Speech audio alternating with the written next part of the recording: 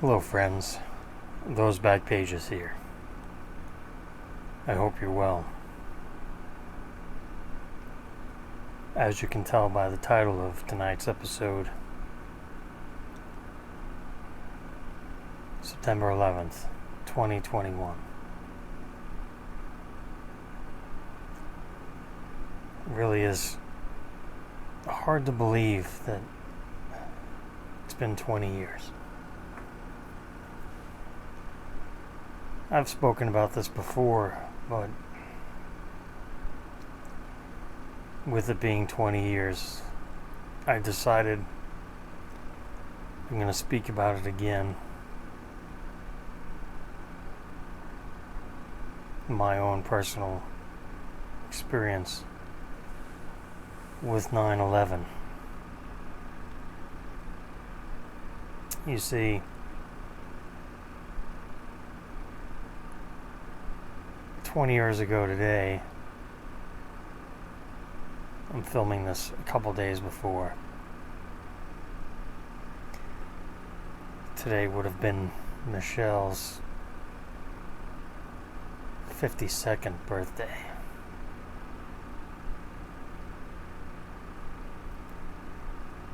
You see, she was my fiance.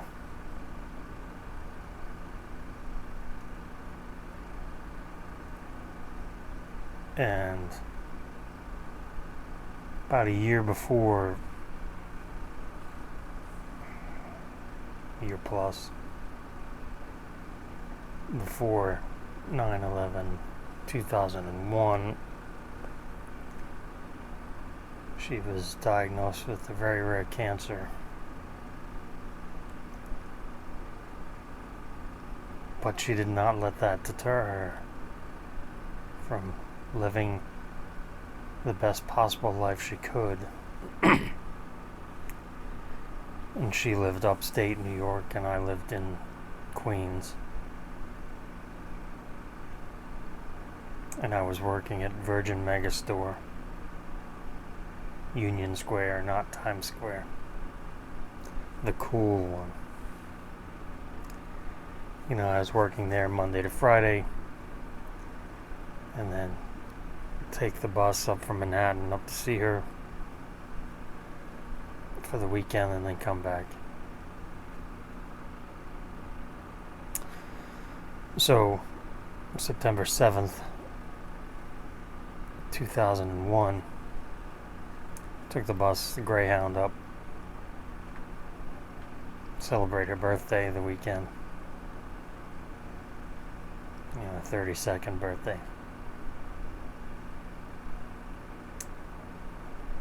And unfortunately she did not. She did not live to see her 34th birthday. She succumbed to her cancer after a courageous fight in June of 2003. So I remember, the week of September 11th, which was a Tuesday, 2001, which was important. It was a Tuesday in the record industry, the record retail, record sales industry. Tuesdays were new release day. I think it's Friday now, but it used to be Tuesday, every Tuesday. So we would set the store up Monday night at closing for Tuesday's opening.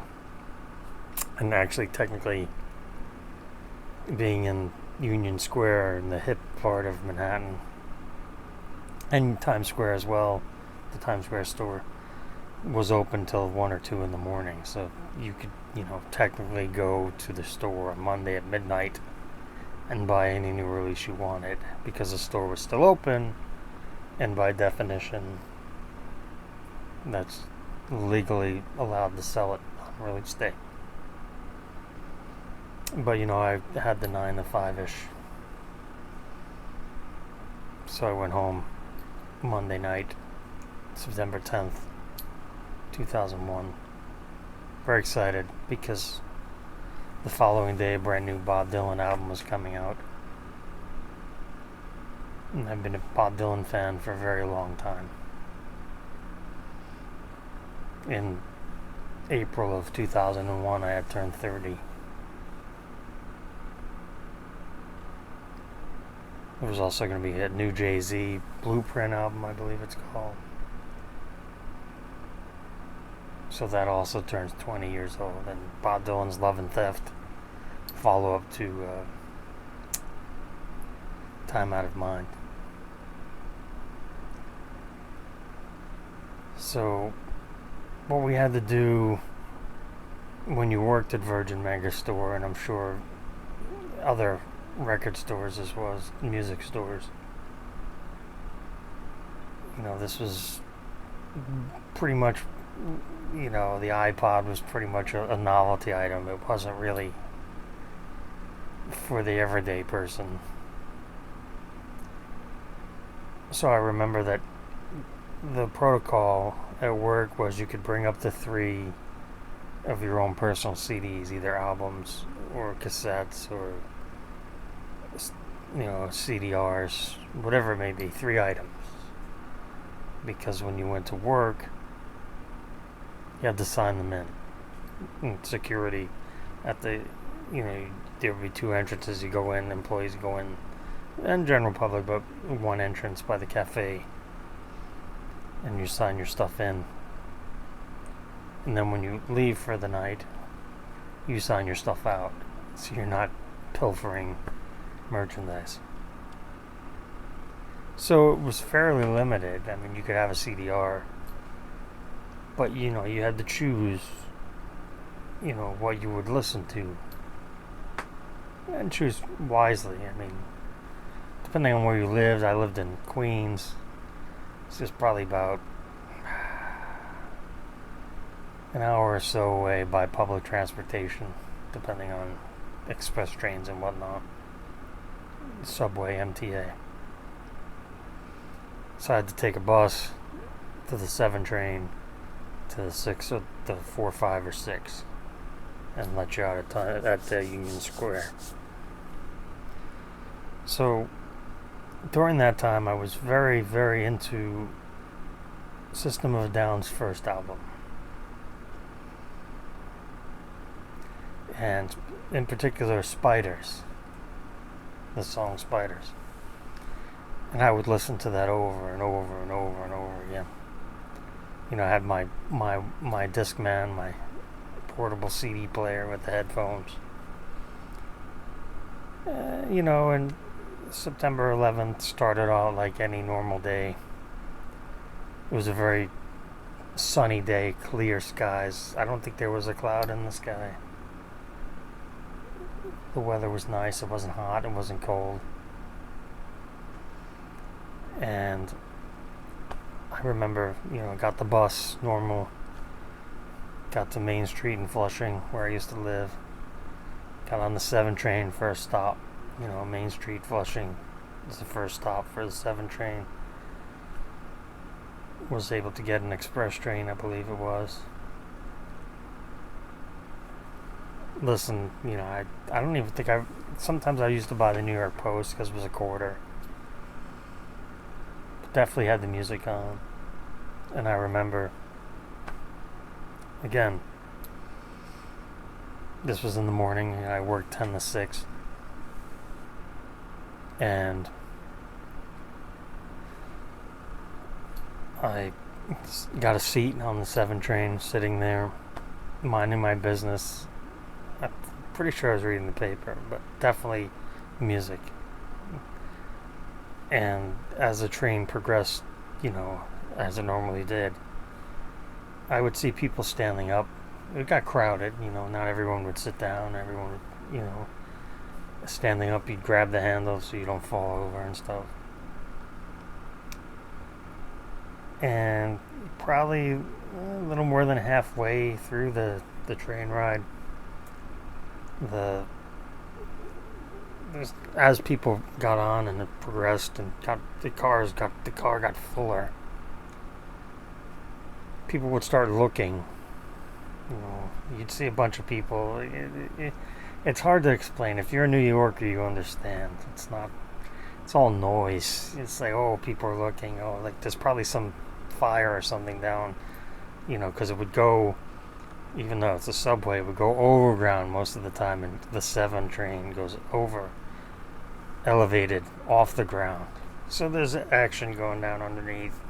Traffic, cars, people, fires. You know, not 70s New York, but, you know, New York. So, you know, you pay no attention to it. People are like, oh, yeah, maybe there's a fight down on the street or whatever it may be. You don't pay attention to it, you really don't. But more people kept looking, and the train kept going on its way to Manhattan, getting more full. People kept looking. Like I was sitting, you know, we're going into Manhattan, you know, and I'm sitting on this side so I can see out this side. So finally, we're getting to a clearer area where there's, you know, it's really, you know, 30, 40 feet up in the air. So we're finally, I was like, what the hell is everybody looking at? I look over, you can see, again, I took this, I took this train, this 7 train, from the 80s all the way up until 2005. You know, it's not, you get numb to it. You can almost eyes closed through this trip. So, you know, you look and you can see the New York City, you know, the New York City skyline and everything. Again, like I said, if you're a New Yorker, this is an everyday thing. It's not, you're not oohed and awed by tall buildings or whatnot. So, alright, all these people are looking, what the hell's going on? I look over and I see the New York skyline. And there's this, you know, and, you know, when you're looking over, you know, the Twin Towers are like this, literally this big. It's not close, it's not far, but, you know, they're, you know, this big in the distance, looking at the skyline. So I see one of the Twin Towers. There's this big plume of smoke. Like this, there's the towers, and there's this big plume of smoke just coming right off of it, going across the sky. And I said, wow, well, Trade Center's on fire. That's weird. All the way up there's a fire, maybe a plane, you know, hit in it, crashed or something, I don't know. I mean, how, you know, and again, it's like, you know, how are they going to put that fire out? You can't get a fire truck, you know, 100 plus stories up in the air. You can't get a fire hose up there. It's like, man, that just doesn't look good. And, you know, the train kept going. Goes underground at a certain point, you know, to go the under the water into Manhattan. So I get out of Grand Central, and that's where you transfer to go down to, you know, Union Square. And I run into a co-worker, someone I know from work, not a friend, but friendly. You see them, you say hello. And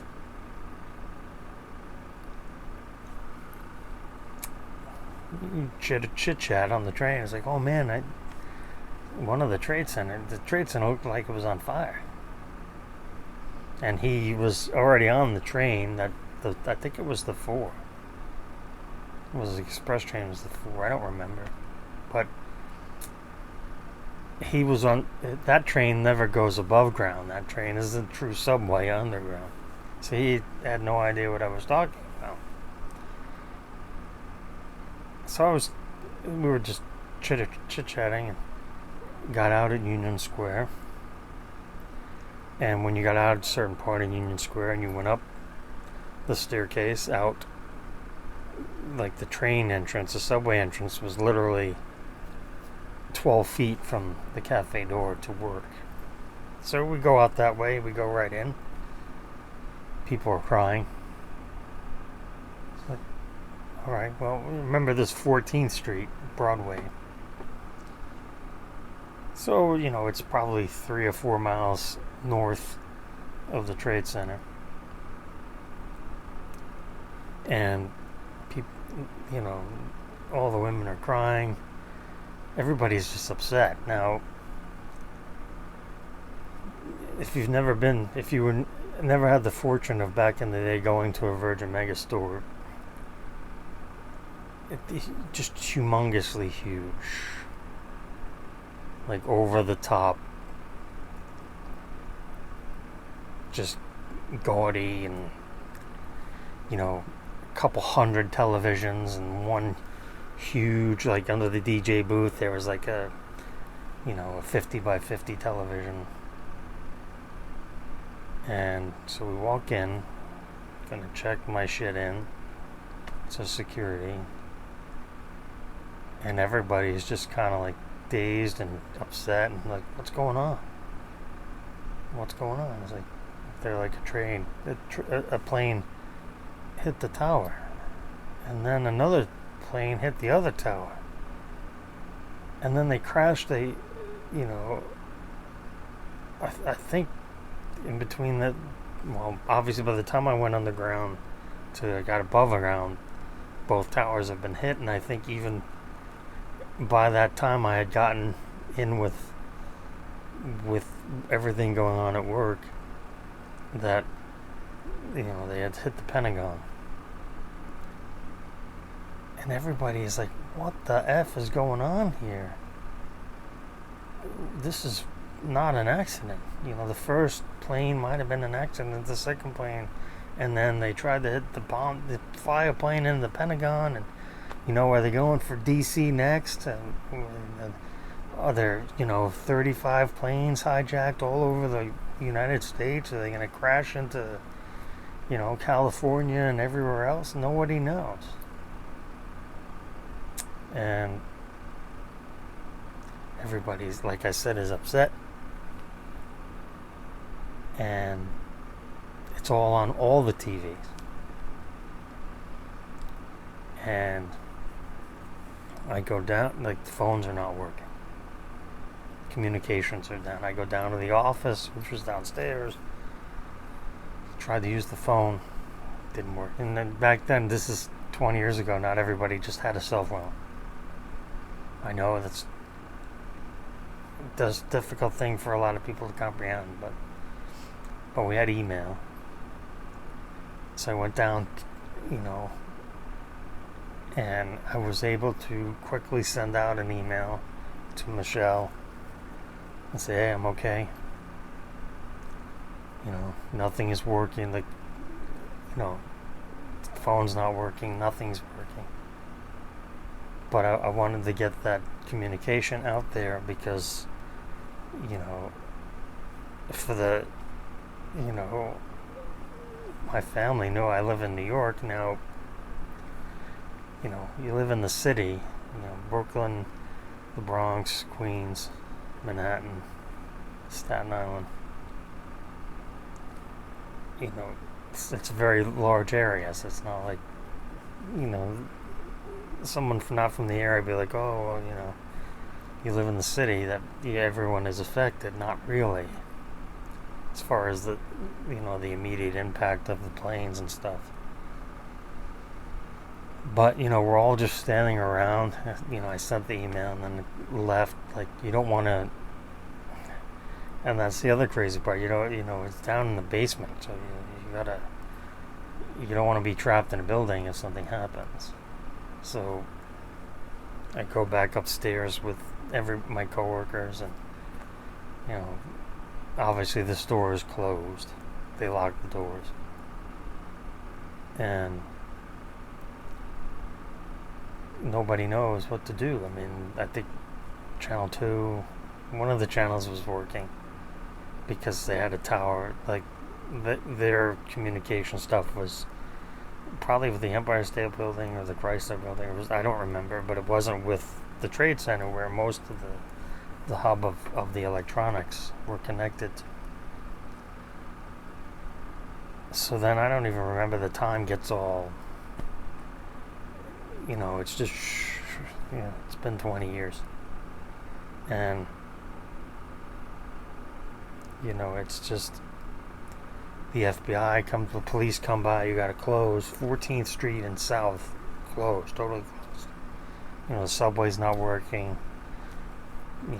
The tunnels are all closed. The bridges, I think, were all closed. So everything was on pretty much lockdown, like literal lockdown, because nobody, did they put bombs in the Lincoln Tunnel, in Midtown Tunnel? Nobody knew. I mean, George Washington Bridge was going to get blown up. I mean, honestly, nobody knew. And again, things were so much different 20 years ago. I mean, now with Twitter and Facebook and Snapchat and TikTok and all this other stuff, there's no, something like that to happen again would be not impossible, but very unlikely. And, again, I'm not shedding any light to anything that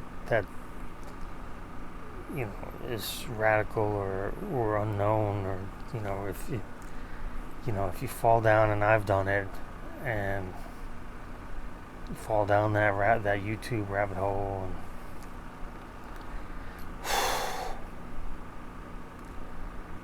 it's just hard to believe it's been 20 years. You don't think of it. I mean, I don't remember what I had for dinner last week.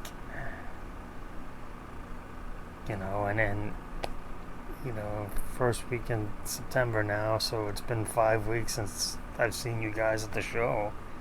That doesn't feel like 5 weeks ago. It feels like 5 hours ago. And, 9/11, 2001 doesn't feel like 20 years ago. It feels like a couple of years ago.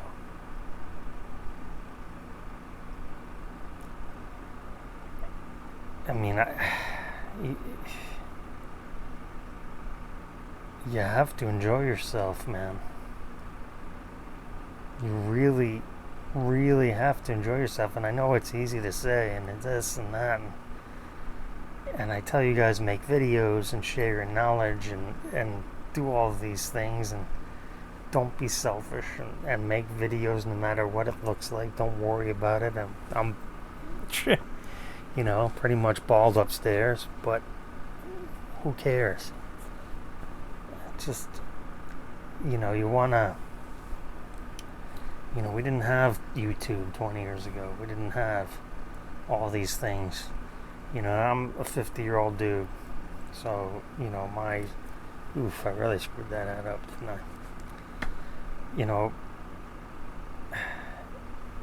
You don't get time back. You time with loved ones, time with people you spend time with, you miss.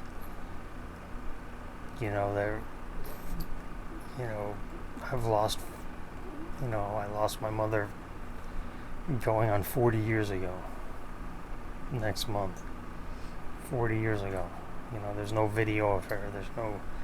I can barely remember what she looks like. I don't remember what she sounds like. I was 10 at the time. But I cannot stress enough that you got to do it for the people, your friends, your family, your loved ones, your kids, your grandkids, your great-grandkids. Like I always say, once it's on YouTube, it's on YouTube forever. Get it out there. Don't worry about it. Just do it, man. I mean, it's sorry to go off on this tangent, but if you have kids, especially young kids that aren't gonna, you have 3, 4, 5-year-olds that, and you don't spend any time filming yourself or anything and talking about what you love, and that they can go back to at any time and watch at will, really. I just think it's so important. And I don't care what it is you talk about. because it's not that important. You're not doing it to get YouTube famous. None of us are gonna get YouTube famous doing card shit. Get real. But you gotta enjoy yourself, man. And I just wanted to get this out there because it's sometimes it really gets you down. The whole 9/11 and being a New Yorker and all that stuff, but it's just, I cannot stress enough that you're gonna make friends in the community just by putting yourself out there. You can make friends in the community without putting yourself out there. I've known some of you guys for decades, literally decades. Some of you I've known for 5 weeks. Don't care. Doesn't matter if I've known you for 5 weeks or 25 years. We're all collectors in this thing we call life. It's what we do. Cards, comics, records, whatever, coins, whatever it is, it doesn't matter. Now before I go, I'm gonna open this. My friend Corey sent me this package. I've known Corey probably 12 years now. Saw him at the show this year, saw him at the show 2 years ago. He said, "Hey, I want to send you a package." Okay. Again, I never started doing this for any gifts or anything. The best gift that someone can give me is their friendship. It's sharing knowledge, learning.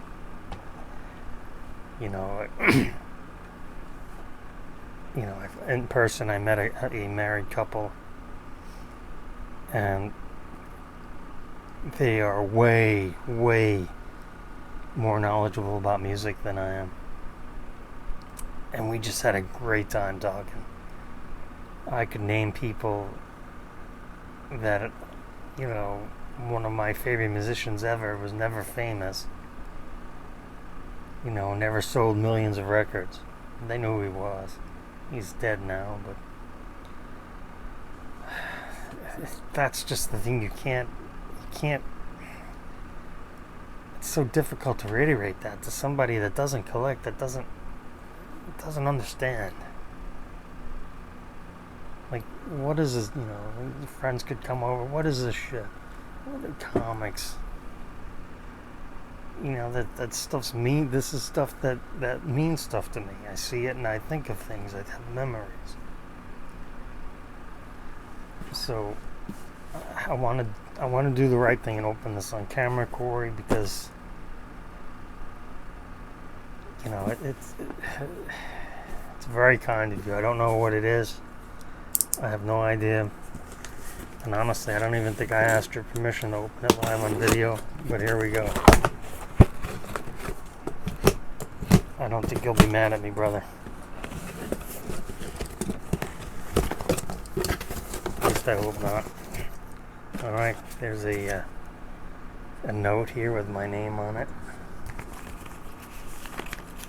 But I left the letter opener over there, so I don't want to screw up the my thingy. So let's open that up the old-fashioned way.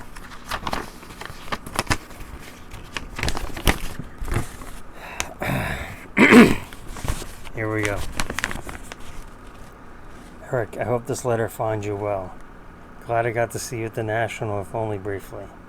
I didn't enjoy the National as much as I did in years past. A lot of it was overcrowding, the overcrowding and lack of services all over, as we are in the middle of a pandemic. I found it hard to get at tables. Watching your YouTube cast, it sounds like Saturday was the day to go. which in the past seemed to be the opposite. It's true.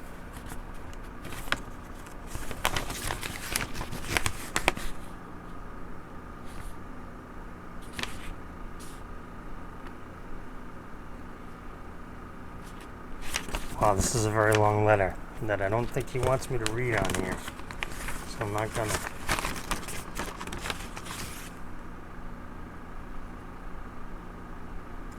Oh. Alright.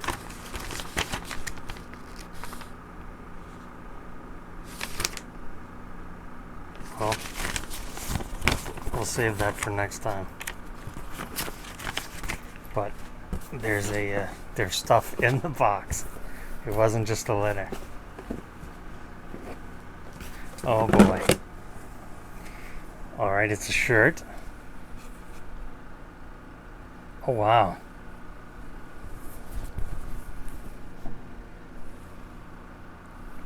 If you build it, they will come.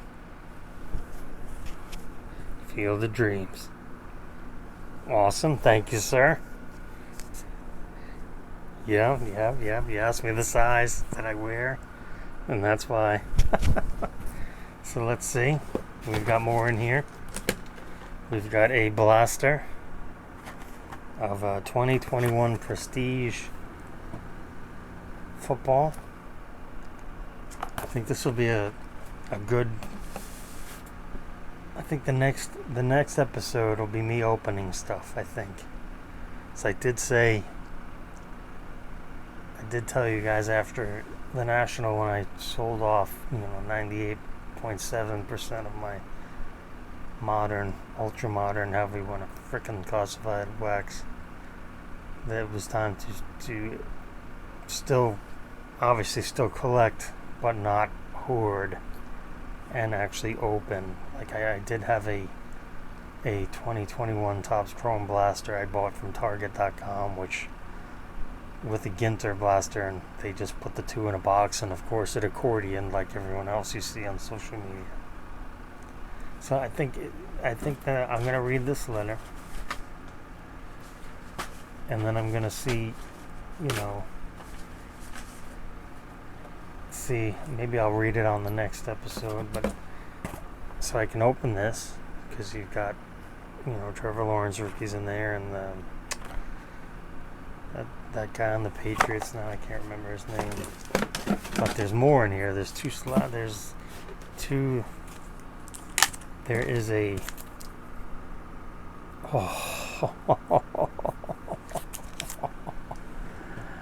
oh man, that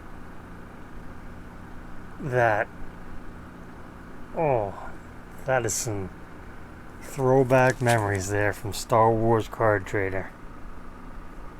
Holy crap, that is awesome. Oh, and good. Corey gave me a picture, a card of he and his wife from 72 Top, which was the year he was born. Thank you, sir. I highly recommend you go to Topps.com for the customs.